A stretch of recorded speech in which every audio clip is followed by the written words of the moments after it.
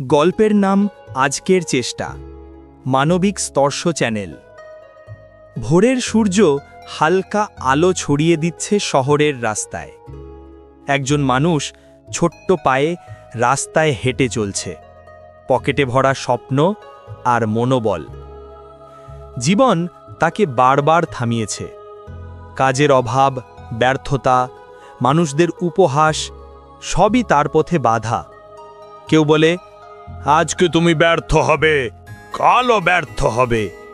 কিন্তু সে থামে না, কারণ সে জানে আজকের ছোট চেষ্টা কালকে বড় ফল এনে দিতে পারে।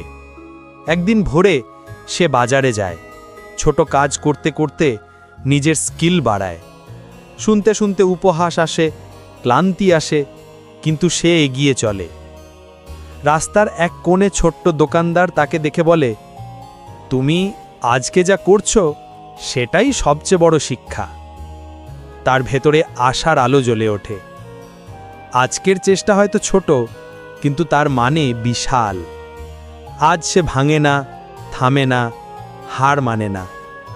দিন শেষে সে ঘরে ফিরে বসে ক্লান্তি বোঝায় হাত ছোড়ে না। বুকের ভেতরে একটি শান্তি, কারণ সে জানে আজ সে চেষ্টা করেছে। আর যে চেষ্টা থামে না, সেই মানুষ কখনো হারায় না।